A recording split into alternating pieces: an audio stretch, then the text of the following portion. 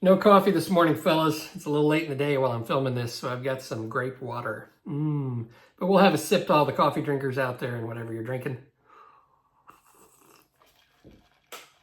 I know somebody said made a comment in one of my other videos that, beer is better with modeling. Well, I don't drink. I don't drink anymore. I had a little bit of an issue with drinking, so haven't done it for 9 years, maybe. 9 years. I haven't had a sip of alcohol, so good for me. Yay. No booze for me, fellas. So if you want to drink beer and model, that's cool, but I'll drink coffee and grape water, you know what I'm saying? Anyway, this is part 4 of the Tamiya 148 scale F-16 Aggressor build. And in this exciting episode, I think I get pretty much everything together. Now, I do run into a couple of issues with the landing gear bay. I thought I was going to be able to put all this stuff in, minus the landing gear, but that's just not how this goes together.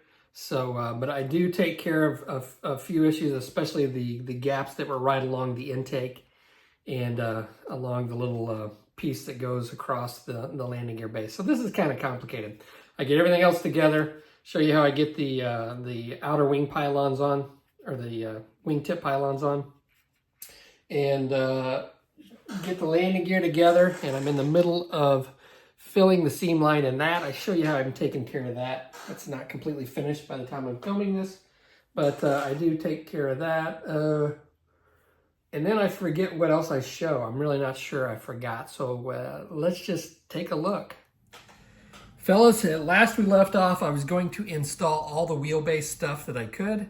So I didn't have to deal with that later. Well, what I found out that it's probably going to be best that I don't install most of that stuff and then just paint it separately, which is going to be a pain in the butt. It'd be a lot easier to paint it while everything's installed. But as you can see, I've got everything dry fitted in here. I went ahead and I took care of the gap that I had along the intakes. And what I did is I took some plastic card.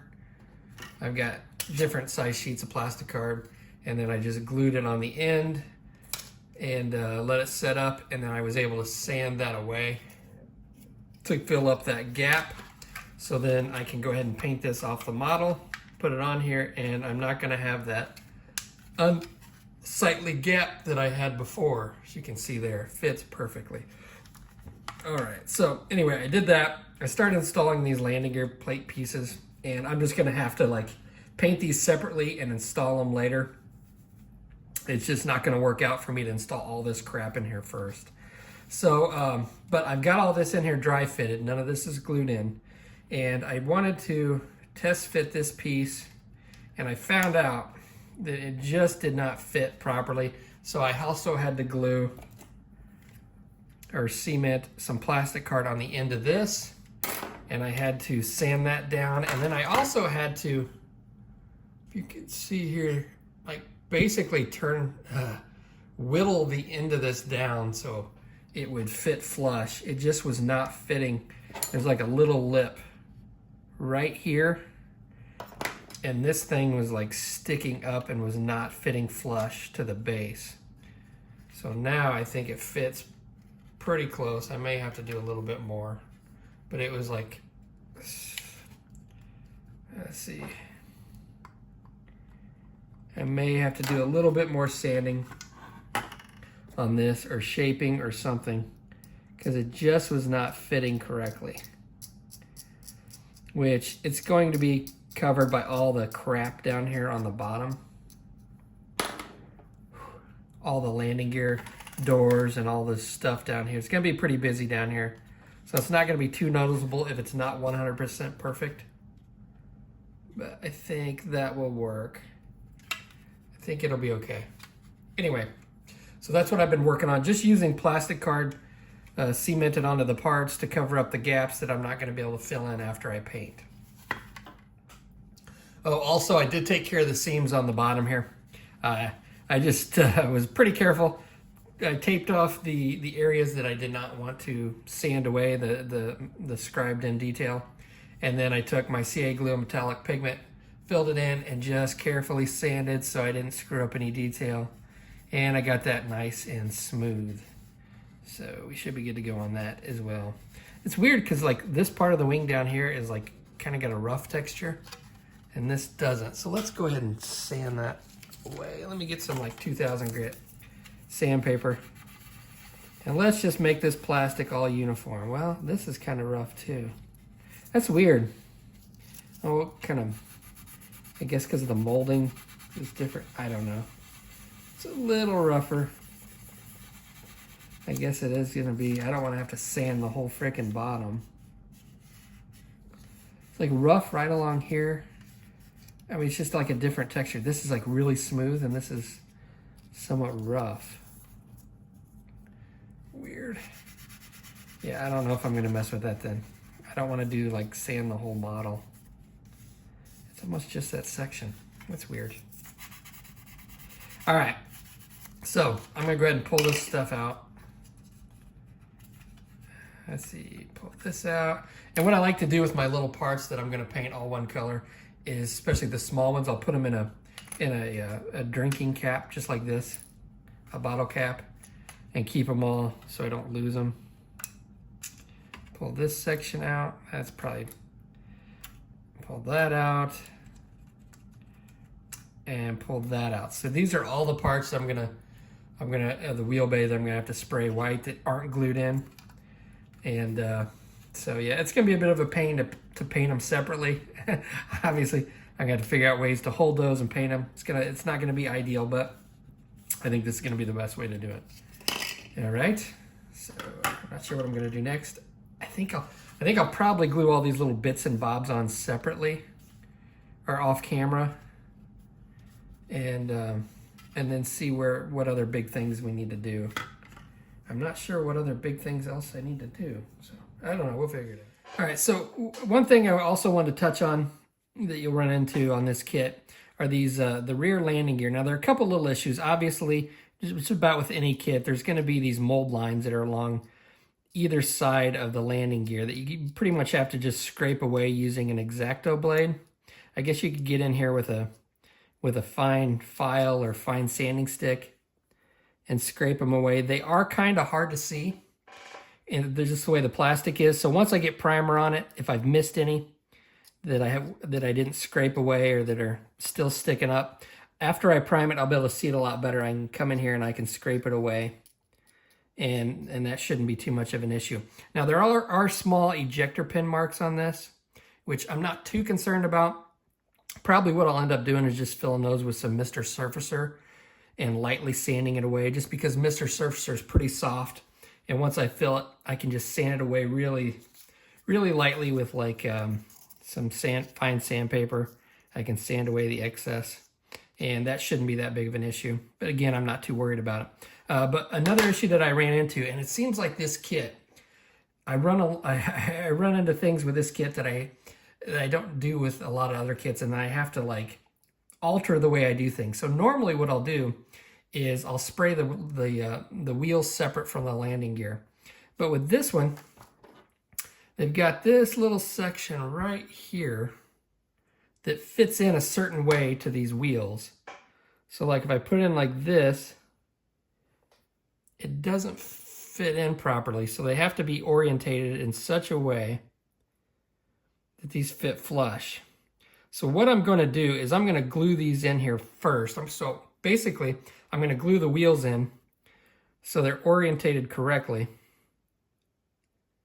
and paint these on the model. Now, the way I normally paint my wheels is I'll spray the entire wheel white. Like I'll drill a hole in the bottom of the wheel of the tire, and then I'll spray the whole thing white, and then I'll come in with a brush and some really diluted tire black, and I'll hand brush it.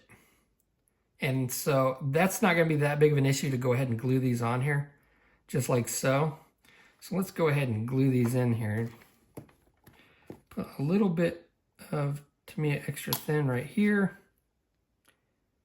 Get this in here and orientate it the way it's supposed to be. Put a little more in here. So because I am going to spray all this white, I'll just go ahead and prime it, spray it all white, and then I'll just come in here and hand brush the black, the tire black, and that shouldn't be that big of a problem. But this is not the way I normally do things. And again, with this kit, it kind of alters my normal processes. And then I will probably also, once I get this on the model, I'll probably flatten these wheels just a little bit with a sanding stick, so that I just think it looks better. I can just flatten it just a little bit, and once this glue sets up, I'll just flatten these just a little bit so I have a nice flat spot, so it sits flat on the ground, or on the base or whatever. So just an issue that I ran into. All right, fellas, so I thought I'd show you how I'm filling in the seam line along the tires. And what I've done is I've taken some Mr. Surfacer 500 and I've just went around and filled in that seam line right along the middle. Now, I assume the seam line is supposed to be like a tire tread, kind of like the rest of the detail on the tire. It's pretty shallow, but the seam line down the middle where I join the two halves of the tire was a little deeper than I wanted. So I went ahead and I just filled it in with some Mr. Surfacer. I've got a couple different kinds you can use. You got 1000, which is a little bit thinner than the 500. Now you can thin these down as thin as you want with some Mr. Color Leveling Thinner. But what I've decided to do, instead of sand the excess Mr. Surfacer away, I'm just going to use some Mr. Color Leveling Thinner and a Q-tip and wipe away the excess. Now, you can actually use this hardware store lacquer thinner, but I do not recommend using this. It's really strong and it will hurt the plastic. If you put too much of that on there, it's going to dissolve the plastic. So you want to stay away from this. So if you use this method, do not use the hardware store lacquer thinner. You can use isopropyl alcohol. It's just not as strong as this stuff. This stuff I've found will not hurt most plastics. I'm not going to say all because I don't really work in absolutes, especially in modeling. But in my experience, this will not harm the plastic. It's a little bit more mild than the hardware store stuff. This isopropyl alcohol 91% is a lot more mild than the Mr. Color Leveling Thinner, and it will remove this stuff, but it just takes a little bit longer. You have to work a little bit more at it. So I've got some Mr. Color Leveling Thinner in here, and I'm just going to take my Q-tip, dip it in here, and I'm just going to start wiping away this excess. And it may take a couple passes of Mr. Color Leveling Thinner to get this seam to where I want it. You can see some of it didn't get filled in. I can just come along here, start wiping away this excess.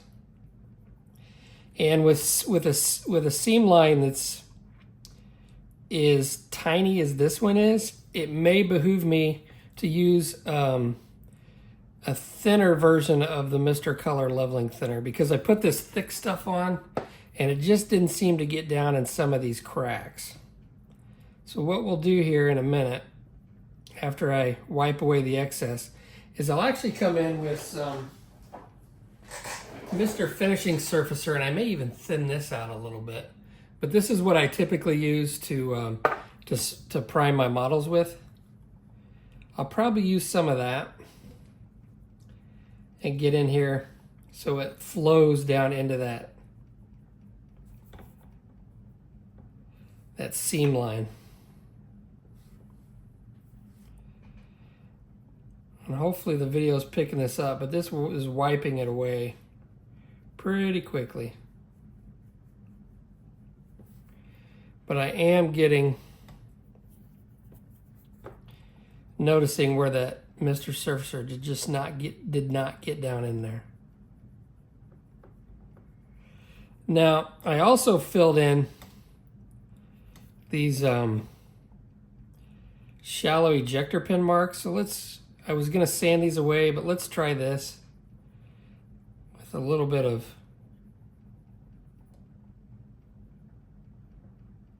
and I'm gonna have to fill these in some more. You can kind of see there. I'll probably end up just filling these in again with some more Mr. Surfacer and sanding those away, because when I use this to wipe away the excess, it's kind of getting down in the hole and kind of defeating the purpose of filling those in. Okay, so I'm going to get on with this, and I'll come in here with some thinner stuff. I'll show you how I do this real quick. I'll just get a thin brush.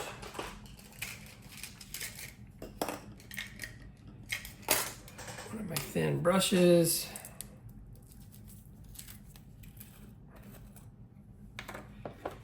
And I may dip some of this lacquer thinner in here. And I'm just going to paint right along that seam. And hopefully I can get this to lay down into that. Because I don't want to like totally obliterate the seam. I just want to make it a little more shallow than what it is. So it kind of matches up with the rest of the wheel detail or the tire detail.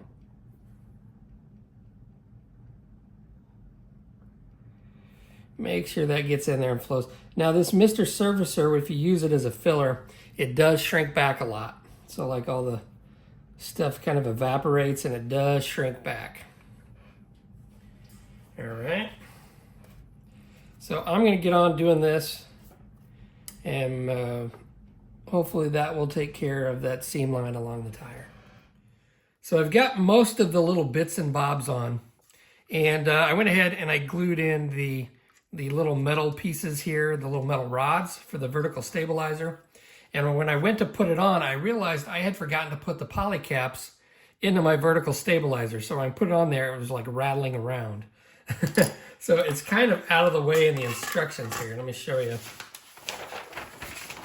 They have you put the poly caps in the little thing that goes into the vertical tail fin in here on the bottom corner. And I wasn't paying attention. I just followed that. I didn't look at the page before. And I put the vertical stabilizer together and forgot the poly caps. So that's what happens when I don't follow the instructions in order. So I had to drill those out, drill out the hole, put the poly cap in, and then I used some Tamiya extra thin mixed with styrene, my like sprue goo. And I put that on there. So I've got them, I think, pretty well locked in. And it does work, okay? Now, if nothing else, I could have just put this on and glued it on the plane. But I'd rather paint this separately just because there's a little bitty antennas and stuff on here that I don't want to break off. It's just easier to paint this while it's off the model. So I've got those on there and it does fit pretty good. So not too bad of a fit. So crisis averted. Now what I'm doing is I'm putting on these wingtip pylons. And these are a bit finicky. So I've got this one glued on. Make sure it's straight. So I glued these together yesterday. And there's a little clear part that goes on this little nub here. And it fits just like so. Now it is a very, I had to do a little bit of sanding and filing on this section right here. So I basically took a file and just kind of went and flattened that out and deepened it just enough, because if I hadn't have done that, if you can see there's a gap. So I had to file that out so I could get rid of that gap between the rest of the pylon and that little section. It looks like it still needs a little bit of work. So we'll set this aside. So after I take my file and get it close, I'll just come along here with an X-Acto blade. And I want to keep this all level because I don't want to create gaps where there shouldn't be gaps. But I also want a snug fit with the entire pylon. So I just come in here and scrape just a little bit of material away with my X-Acto blade and then test fit it again.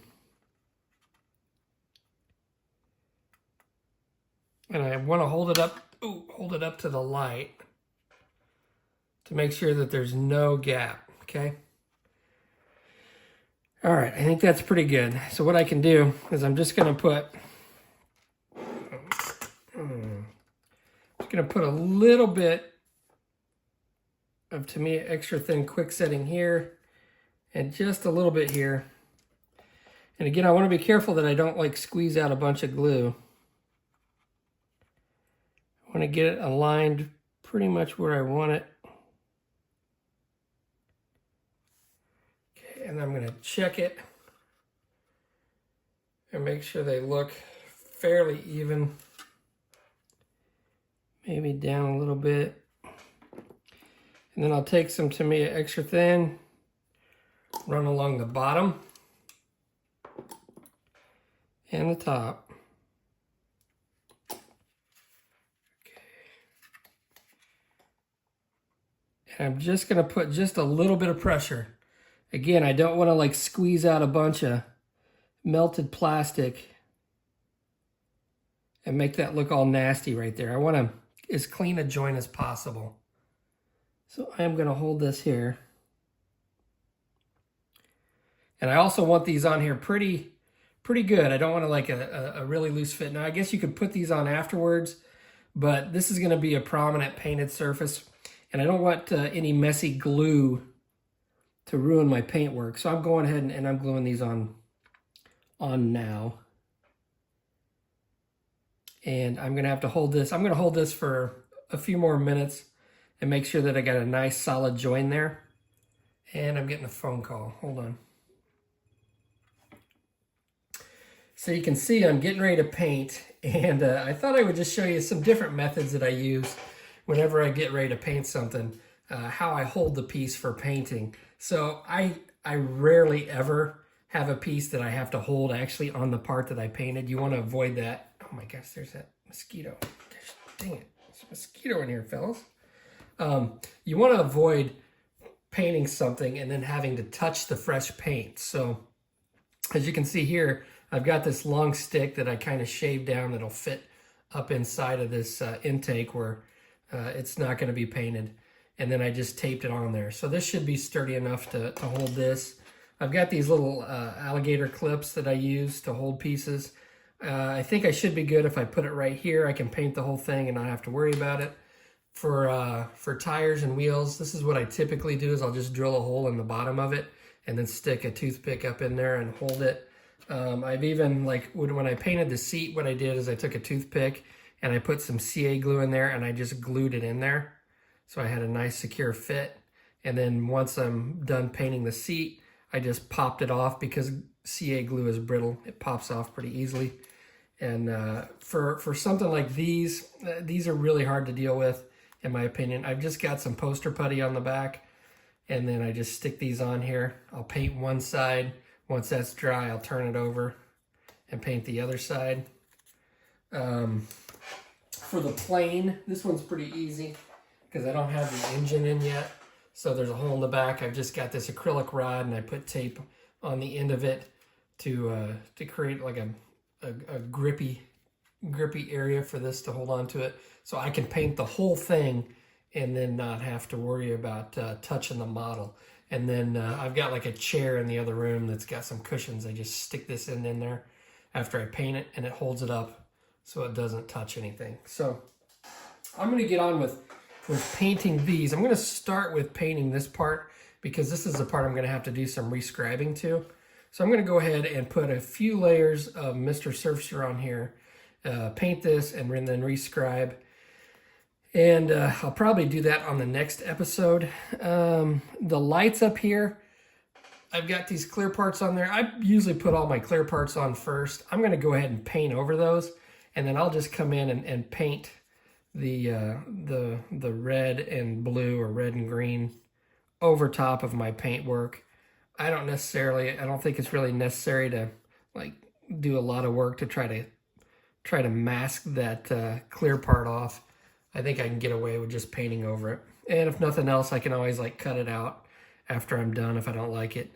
And then put some of that clear UV resin in there and create my own light. So that's what I do a lot of the times. All right. So there's a dead mosquito. See, I killed that son of a gun. I appreciate you watching, and I will catch you on the next episode.